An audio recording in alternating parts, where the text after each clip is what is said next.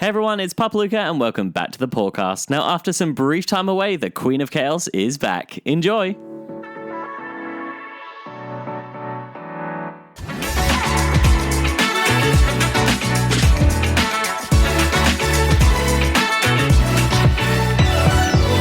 And welcome back to the Paw'dcast. It's Katya! Hello and a woo, and I'm back from my sabbatical too.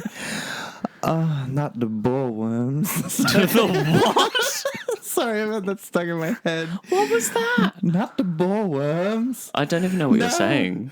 Not the ballworms. I still have no idea. Ballworms. What's a ballworm?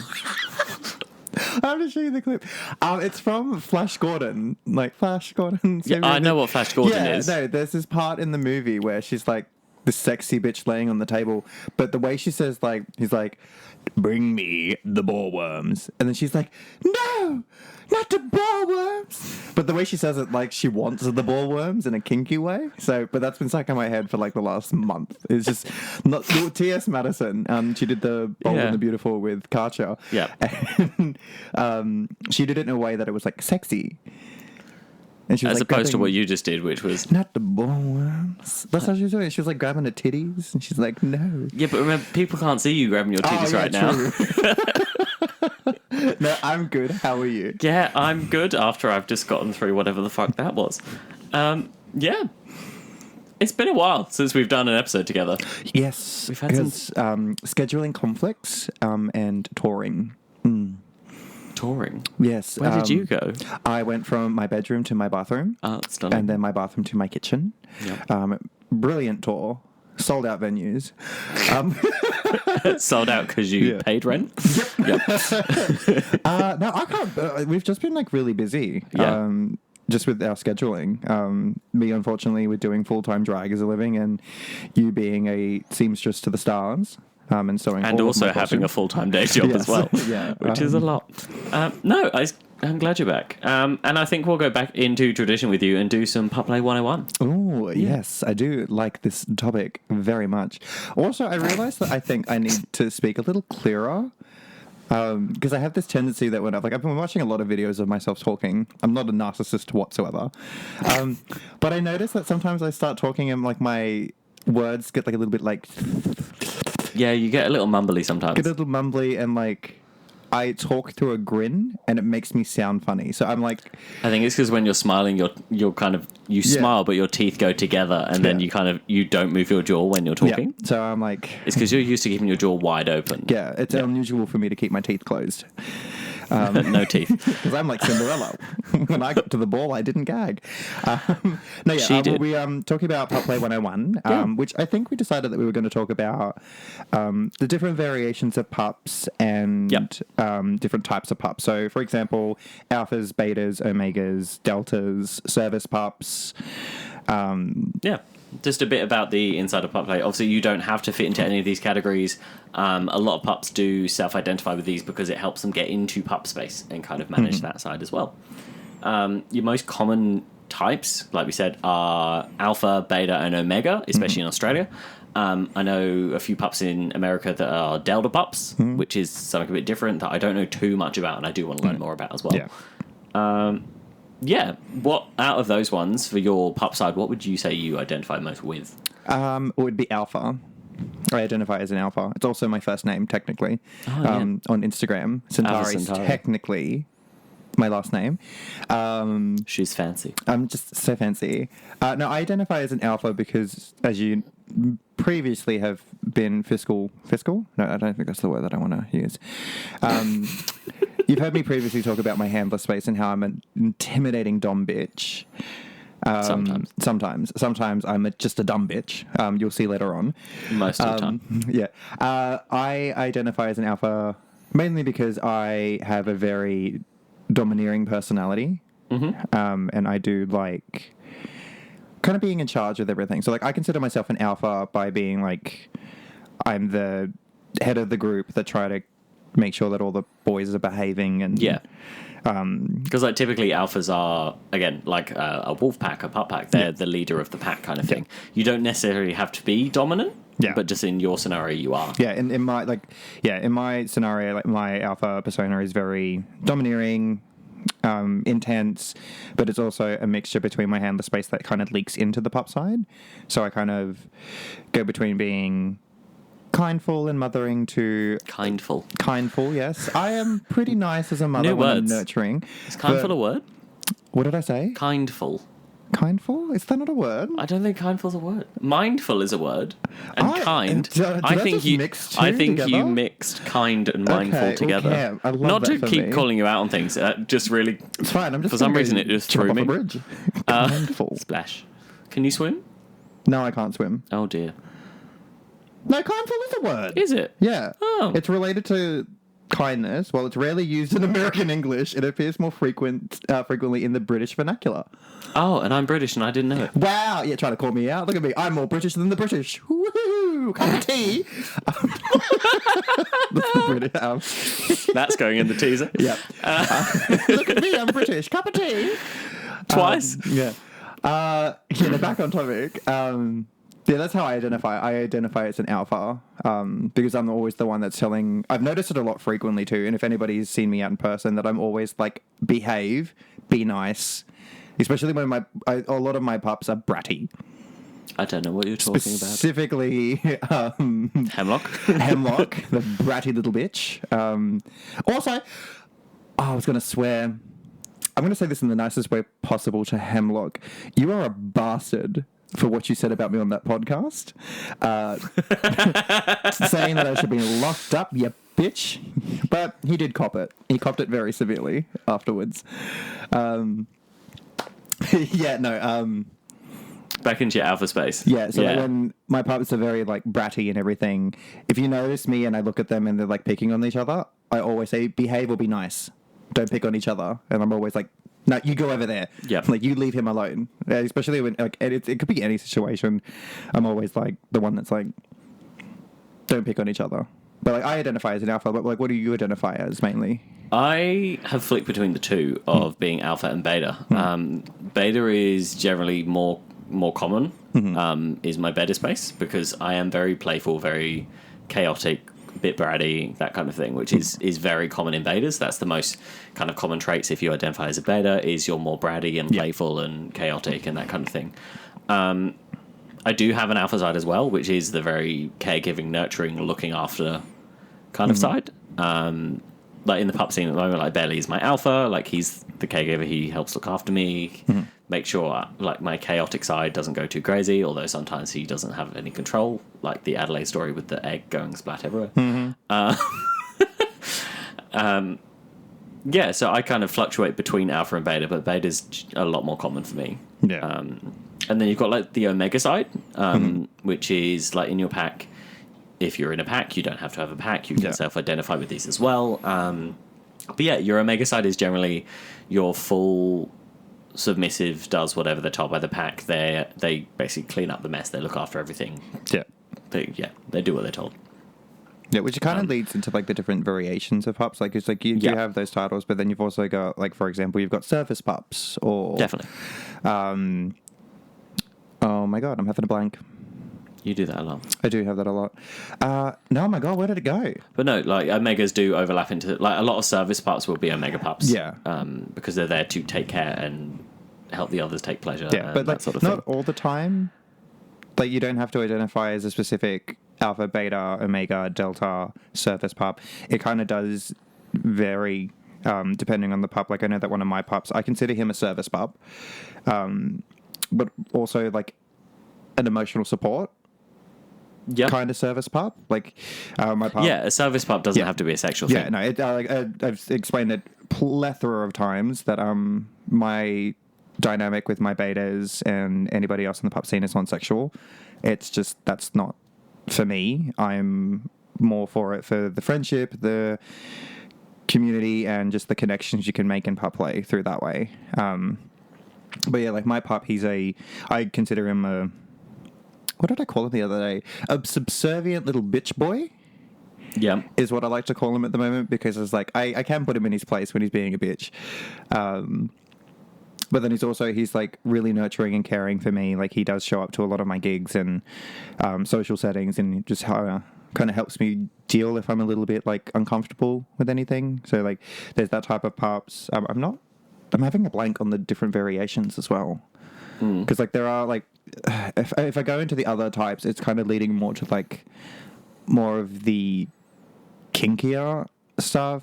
Like you've got like financial pups, you've got you've definitely got a mix of all that sort of stuff as well, where you've got the findom side of things as well, where some pups will love to have as much gear as they can, and they're kind of the dominant in that aspect. With like even their handler in that way could be a financial support, and their handler kind of pays for everything so that they're spoiled. So the handler can be more of a findom kind of so you've got that sort of side of pup play as well, which a lot of people don't realise. It's not as common as the others, but it is definitely growing. It also depends on like what type of relationship you have with your own pup or your own alpha. Exactly. Like, because you can be an alpha, but you can also be like a sub-alpha, where like you are the caring and nurturing, but you are also pretty submissive to your beta. Like the situation, and you could be like a beta, but you can have the presence of an alpha and kind of like you can be bratty and playful, but still in charge. Yeah, like some wolf packs, not only do they have like alphas in charge of like leading the pack and everything, but then a lot of situations you'll have the female wolf who's keeping the alpha like in check kind of thing. Checking the alpha. Which in some dynamics the beta is there for that. And they keep the alpha in check. It depends on the size of your pack as well. A pack could just have 2 of you, like mine does. You could have 15 of you in it. Like there's no real limit to the size of it. But my advice with packs is always don't rush into something. It's like relationships. You don't rush into anything. Just because you get on well with these people doesn't mean you should put those titles in each other really quickly. Because if you do, sometimes it can backfire, and then you've got like relationships into commingling, and it doesn't work it's out. like with like a bunch of the pups that I have at the moment, it's like because I consider a lot of my like pups that I'm with like my pups, like and they address me as their handler, but more in like mother. Handler. I've always called you mother even before the pup play stuff. So like a lot of the pups that I hang out with, and a lot of pups that I do have a relationship with, they call me mother, but they understand that mother title is also like the handler, taking care of them, making sure they're safe. So like I do have that. But there's a bunch of pups that I play games with, and like I could say that you can consider us a pack, but we don't have that title. We just call ourselves a squad. Like you can have. You have a squad? Yeah, because we play Fortnite together. Oh yeah, that group. Yeah, and because I was like, how dare you have a squad and I'm not fucking in it's it. a squad. No, I don't play Fortnite. Like, we mainly play video games together, and we play like pretty much every day. Is this when we do like a Paw'd gaming channel? And oh my god, I would love to do that. If I could fucking play Fortnite and talk shit and be like, hello, it's Mother playing video games. We'll see what happens in season 2. Oh my god, if it's me playing Fortnite, that'll be... you would need to bleep a lot of shit that comes out of my mouth. Yeah, probably. That's got a lot of editing for me. But no, we are looking into... In a few weeks' time, there will be a little break from the podcast while we just organise some new things, have a bit of a rest, because it is a lot. Doing this every single week for you guys. We do love doing it, but we also need some time just to kind of mentally repair. Then it gives us more chance to actually plan bigger things as well. Like we're looking at recording more episodes. Yes. The start of season 2 will be the Mimosa episode that we talked about at the start of this season. So we're going to kick that off with a recording episode. We don't know if Katya will be in it or not. Yeah, no, we have no idea if I'll be joining that yet. Because if you don't know, I'm on a sobriety journey, and I'm doing so well. You are. You're about a month in, aren't you? 37 days. Wow. Well done. I miss liquor, but it's fine. I'm going to liquor, I'm going to live until I'm 30. At least now. I'm at least 31. The water I have been drinking, the sugar that I have not eaten. I am a No, woman. you've done a lot of sugar. I have done a lot of sugar. I had to replace the liquor with something. You've got your interestingly shaped drink bottle full of cordial. Oh, yeah. So, okay. I have this thing when it comes to... I have a normal water bottle. Yeah, but my thing is, like, it saves on plastic use. That's my thing. I don't have to go out and buy a water bottle when I have this 2-liter Pepsi bottle I didn't buy mine. Finished. I wanted it. Oh, yeah, fair. No, so I have a cordial bottle with me currently, and it is a 2-liter, like the giant bottle of Pepsi, but I filled it with cordial, and I do that with all of my bottles. Like, if I go out and I'm like... Say from like Pizza Hut or like any takeaway, and they give you the 1.5 or the 2-liter bottles, I will always fill them up with water and use them as cordial bottles. Oh, I just put them in the bag for the 10-cent refunds. No, I use that with V cans and like the cans. Well, you'll be a millionaire by the time. Yeah, I go through so many cans a fucking week. We did one the other day, and we ended up walking away with like $150 worth of fucking cans.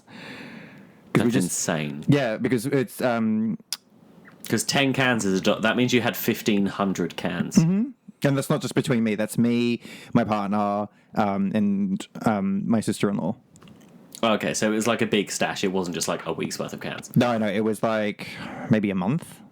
That's still a lot for a month. Yeah, because my sister-in-law drinks a lot of Coke, like a lot, but she does the big ones as well, and then she does the giant crates at a time. Whereas Justin and I go through cans because we have the tiny mini ones. Yep. Yeah, it's not the full cans, but it's also I have a tendency to forget where I put my drinks. And yeah, you do actually. I'll be like, "Oh, where's my V?" Plot twist: I've left it outside when I was hanging laundry or something. Yeah, but cans, not the cans. So I think that will wrap up Pup Play 101 for this week. Yes. We will talk in depth more about some other topics coming soon as well.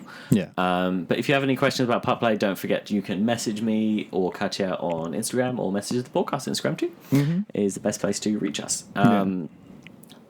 Recently this week as well, we've just got out of Brisbane Leather Week. So last week we had Delinda chatting about her experiences up here, and also during her comp being from Adelaide as well.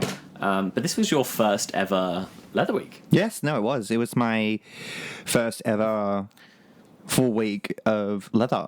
Yeah. First ever leather weather. First ever leather weather for the week. Work. What's leather weather? Leather weather is it was actually cold. it wasn't cold. Really? I was fucking freezing my ass off. It was off. Cooler. Because there was like a heat spike, then it dropped during Leather Week, and now it's gone back up again. Yeah. It wasn't cold. I was kind of chilly. I was comfortable. Yeah, it was comfortable. Like when we went for dinner, that was like... We were in an air-conditioned building. Yeah, like that was nice. Oh, and it was raining as well. Not in the building, it wasn't. Oh, yeah. Like, Cindy, the ceiling's leaking. I don't know, it was my first ever Leather Week, which was a really nice experience. Yeah. I thought I would have an awful time. Why? I don't know. I just thought like... It's like a different side of the kink scene for you as well. It's a different side of the kink scene for me, and it's also a completely different social group. I love that I'm saying that as well. Literally, last year was my first Leather Week, so I'm like, I'm not very experienced either. So, like, it's a complete different social group and, like, different variation of kink that I didn't think I would be, like, into, but then once I got all my leathers, I was like, I'm into this really badly. I had a lot of fun making that as well. Yeah, no, I had, there'll probably be photos posted eventually on either my, it won't be on my government page, it'll be on my Pup Instagram. Yeah. Because I don't use my government Facebook or Instagram anymore. No, you really don't. I don't. I use my Carter or my Pup. So, but there'll be photos posted. Luca made me this fabulous iridescent white leather T-shirt. Yeah, it was like holographic foil imprinted into the leather. And then the other side was this really nice black soft leather, and it was a like lambskin. I think it was lamb. It was really soft and it was just beautiful. And I got so many compliments, but I had so many people touching me because they were. Like, I think it's because you don't see speciality leathers out much, or you see it on like accessories. So making it kind of the focal piece of the outfit, I think, is what grabbed people's attention. But like I had a lot of people like, and like obviously everybody that wanted to touch my leather asked for consent first, which I was like beautiful. And they were like, oh my God, is that leather? And I was like, yes, it's real leather. Touch it. Touch the leather. Because I was obsessed with it. You turned into Yzma then. I was telling everybody to touch my leather. Which in fairness, during Leather Week, because part of it was hosted by Paul Wheeler, who still got his Essex accent, so when he was like leather, pull the lever, and everyone thinks it was a lever, not a lever. Which, by the way, I do want to vote Paul Wheeler for Ally of the Year. This is something that happened during Leather Week. He was just amazing, so I am voting him for Ally, and that is all I will say on that matter. Political statement from Katya Lou-king. Yeah, political endorsement from Katya Lou-king. No, it was a really fun experience. I enjoyed like every aspect of it. I think my favorite would have been... I really enjoyed Leather Dinner, but then I also really enjoyed Kinky Bingo. That was fun. Kinky Bingo was fun, mainly because I won the first game. Oh, you did? I won the first game. And then Trivia I also won as well. Yeah, we kicked off Leather Week a few days early with Kinky Trivia. Yeah, which was on the Sunday? Yeah. Yeah. Then we had Leather Dinner Wednesday. Thursday was Bingo. And Friday was stage rounds. Yeah, Friday was stage rounds, and then Leather Markets was the week before. The week before, day yeah. before. Yeah. Which leather market was like really fun as well. I bought a couple products of Luca. I got my first pair of pup socks as well, which is like the socks it's with good little paw because prints. the leather markets, you've got a few stalls from like people who sponsor in the comp, like myself, No Mercy Gear, Backroom Gear had a table as well. But then you've also got people who have got all their leather gear from years ago and they just don't wear it anymore, or it's not getting the use that they want, and they take it in and they sell it quite cheap just to give it a new home kind of thing. So you get a lot of people selling the secondhand stuff, so you can get a really good deal if it's in your size. But it's all got like a story with it going. Oh, like, I bought a pair of jeans secondhand of someone, and they're like, I bought this a few years ago. I love them. I can't fit into them anymore. I've worn them like once, kind of thing. Yeah. But everything's got a story, like especially the leather pieces. Asking a lot of like the people who brought their own leathers, and like you could ask like, oh, what is this like hole in the vest? And they were like, oh, this is like where this is your vest. This is where I put like my title pins, and when I had this on this vest, and I was like, oh, really? And like it was really nice hearing everybody's stories at Leather Week. So like Leather Week was really fun for me because I loved the markets, I loved the dinner, and I really enjoyed all the alternating events as well. Yeah.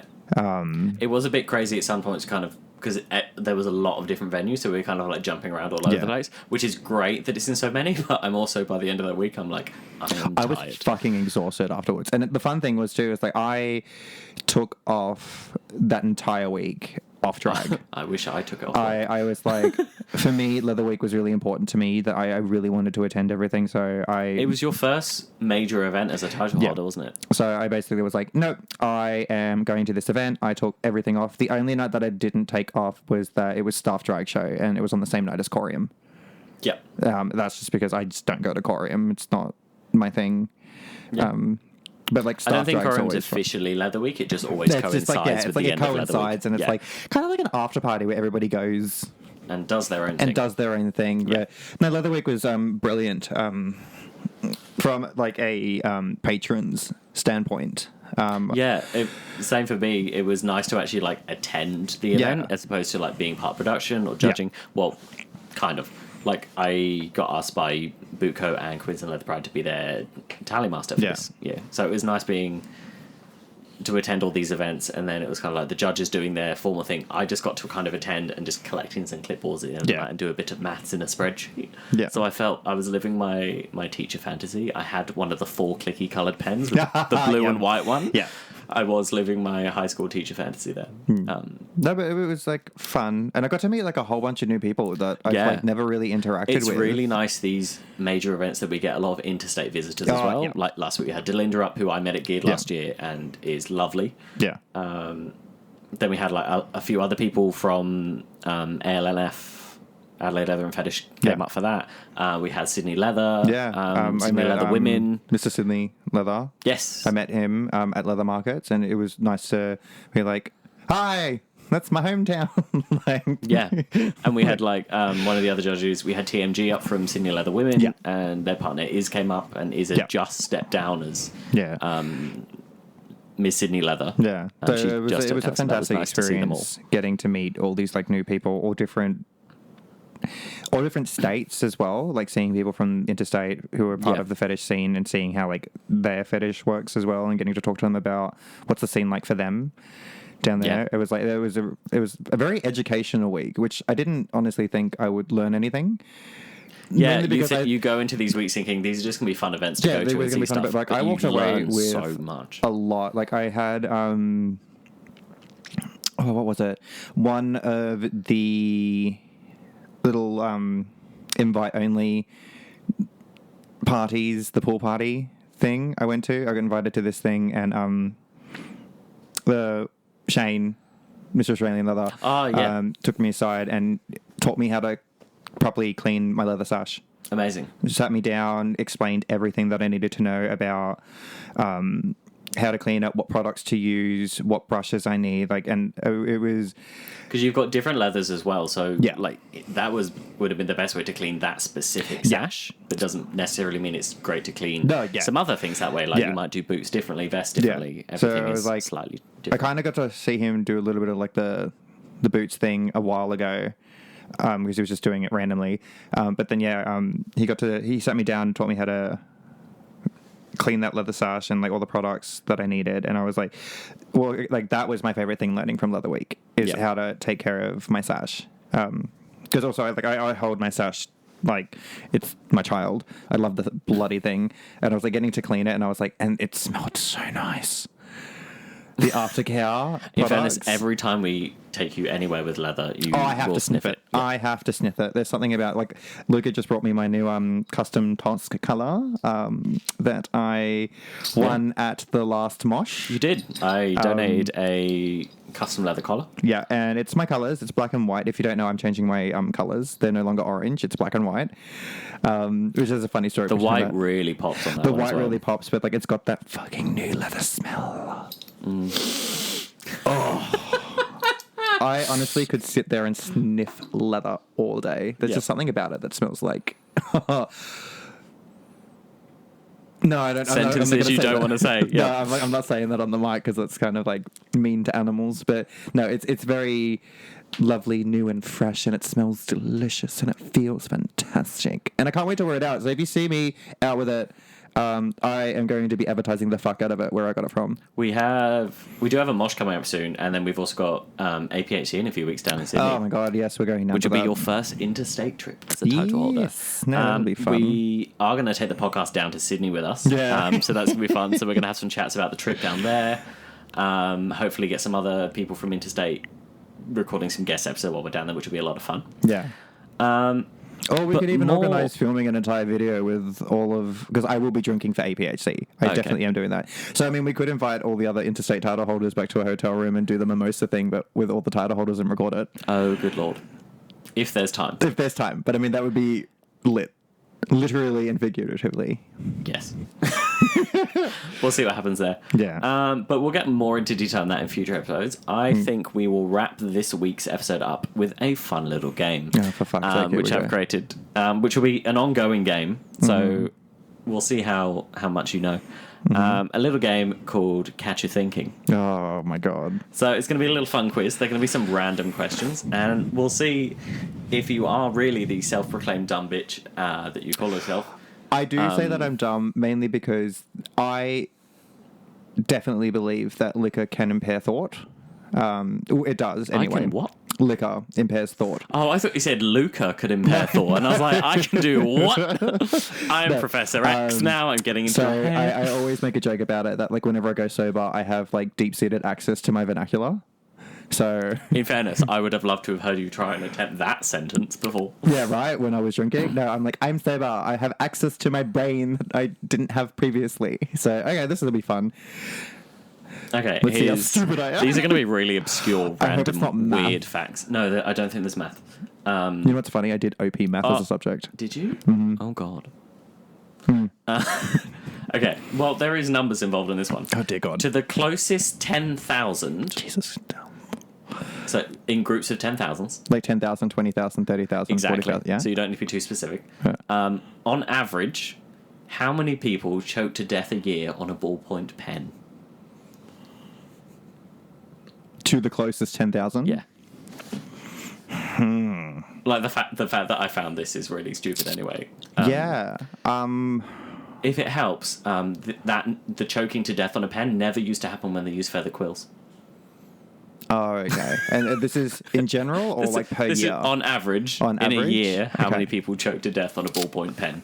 And it's to the closest, like, thousands? Yes. Okay. In fairness, I thought this would be a much quicker game than it is. I want to say like 14,000?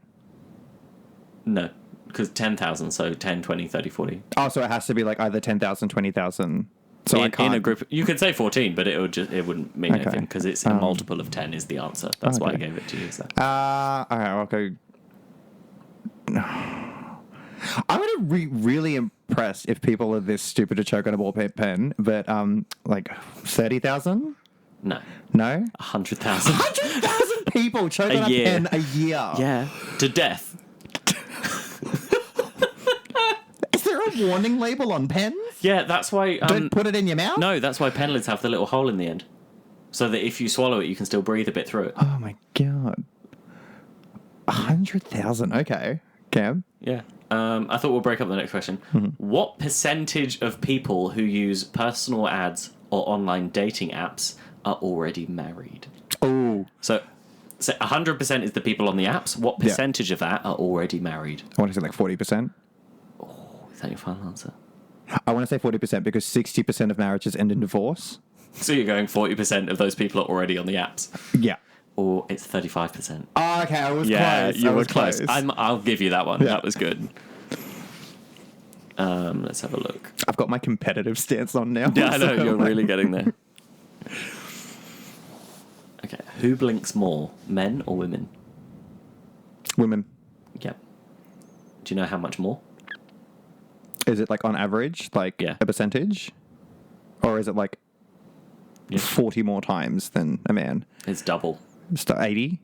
No, it's double. It's double? It's Okay, twice the amount as men. Yeah. Do you know why? Because they're like fluttering their eyelashes. No, it's mascara and eyelashes. Oh my god, they When make you you blink mascara more. and eyelashes on, it makes the eyelash heavy and you have to blink more. True. Or yours at Fair Day where you just pull them off mid conversation. How dare you call me I out on looked this. over at you on stage when we were doing that panel and you just peeled The your amount lashes of people off. that came up to me that made me so uncomfortable. It was watching so you take off funny. your lashes. That's the end of this week's episode.